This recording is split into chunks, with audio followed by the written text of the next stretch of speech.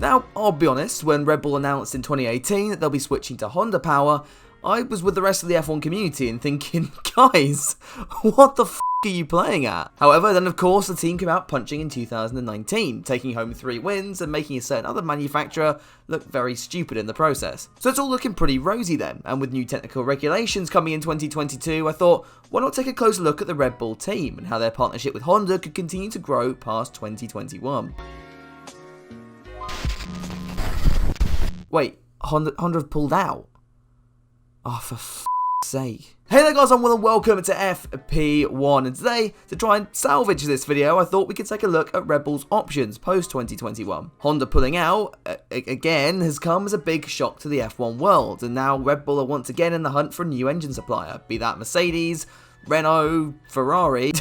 Sorry, Ferrari is shit. Or perhaps even set up their own engine program altogether. Today then, let's break down each of those options and discuss where this team, and of course its sister brand, AlphaTauri, could go from here.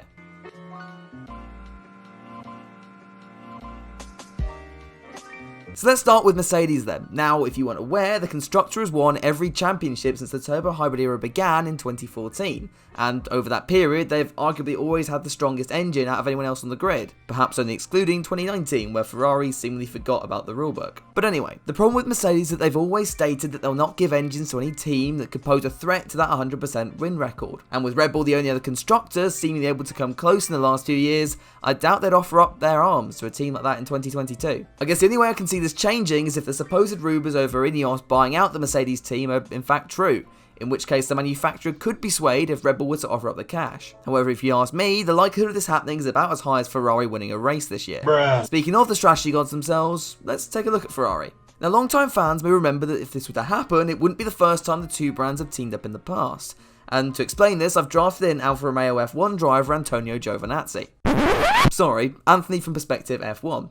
Easy to get those two mixed up. Take it away, mate. After a relatively lackluster debut season with engine gods Cosworth in 2005, Red Bull made the decision to switch to a more competitive engine supplier for 2006, where rule changes forced all cars to run V8 engines. Unlike nowadays, the team had several options including BMW and Honda, however, decided to make the move to Ferrari instead, with the goal of forming a larger partnership with the, at the time, front-running team. However, this lasted about as long as Lance Stroll's Russian Grand Prix, but a little bit more on that later. Red Bull's 2006 season ended up being one of the worst in its history. The only highlight of the season would be Coulthard and his massive chin taking a shock podium at the Monaco Grand Prix. But other than that, the campaign was marred with unreliability issues. Now, though the team were not yet famous for chopping and changing drivers like a Michelin star chef, there were talks going on under the surface about how they could get out of their 2-year Ferrari engine contract for 2007. The team wanted to be fighting at the front, and add to this the fact that they had just signed ace engineer Adrian Newey, they wanted to prove they had the resources available to reach the top step. And this is where Toro Rosso come in. In September 2006, Red Bull agreed to buy a supply of Renault engines for the 2007 F1 season. However, it was initially unclear how they could run these with their commitments to Ferrari. Soon after, it was decided that junior team Toro Rosso would be offloaded with the unreliable Ferrari engines, and that Red Bull would therefore take the new Renault supply. This did cause a few rifts in the paddock, as the original Ferrari deal was ended early by, quote, mutual agreement. However, as we all know, Red Bull have had worse falling outs with engine suppliers.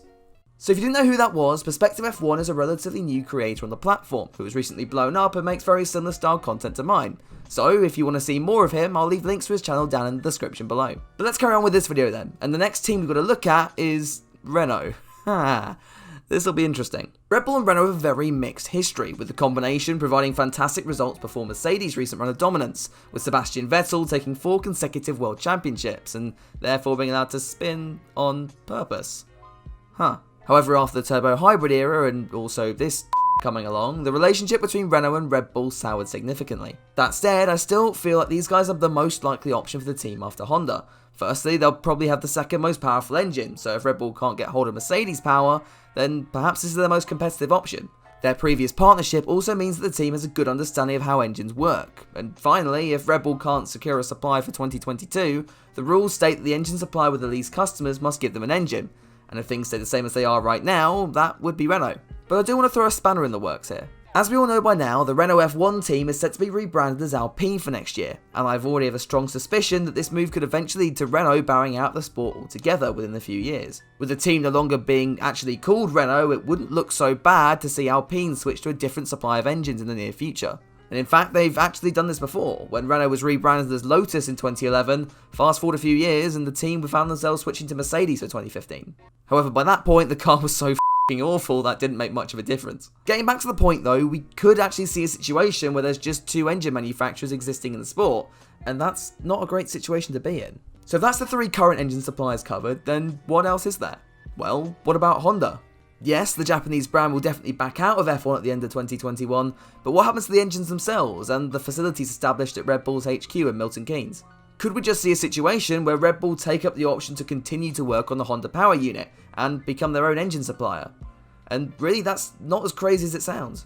With the cost caps coming in the next few years, the teams are going to have to dramatically change the way they operate. So why not offload a load of staff onto the new engine project, which would technically exist outside of those cost cap regulations? And with Mercedes genius Andy Carroll, who was one of the top men responsible for #Blessed to run the Formula in the last 7 years, also a free agent on the market, there's definitely opportunity here. Honda have advanced from a glorified GP2 engine to possibly being the second strongest package in the grid, so why let that go to waste? Just food for thought there. And also, if Red Bull don't pick up the project, we could see another company do so instead, and for me, if that would be anyone, it would just be Porsche. The German car company supposedly built an F1 spec engine a few years ago, but the project never really went anywhere. Now, taking that knowledge and combining it with Honda's baseline could prove an interesting combination. Just have a think about that. So that's my thoughts then on the Red Bull engine situation, but why not take this opportunity to let Anthony have his say as well? Go for it, mate. So, what's my opinion? Since we're getting fresh news about this pretty much all the time, I could be well off. But, first of all, I can't see Mercedes or Ferrari supplying Red Bull with an engine. And to be honest, I don't think Red Bull would want a Ferrari power unit anytime soon either. The idea of a new engine supplier entering the sport in 2022 has been brought up a couple of times, and as much as I kind of want that to happen, Toyota, I think it would be quite the gamble for Red Bull. Developing a decent and reliable power unit is not something that happens overnight, and the team cannot afford any more setbacks, especially when you have a hungry Max Verstappen at your disposal who is destined to win world championships.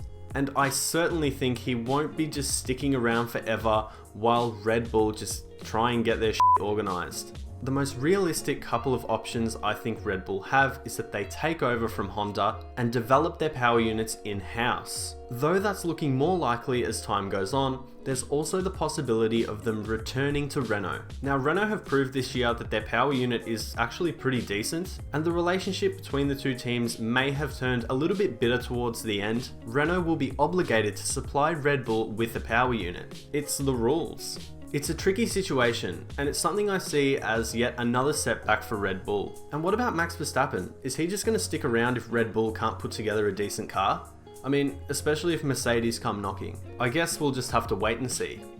So now it's over to you guys down in the comments. Let me know what you think about Red Bull and what you think they'll decide to do from 2022 onwards, so we can get a good debate going. And if you did enjoy the video, make sure you drop a like and subscribe to both me and Perspective F1, who you heard earlier. If you want to hear even more from me, you can check out the rest of the content on this channel and follow me over on Twitter. It's at FP1Will, and all links for that will be down in the description below.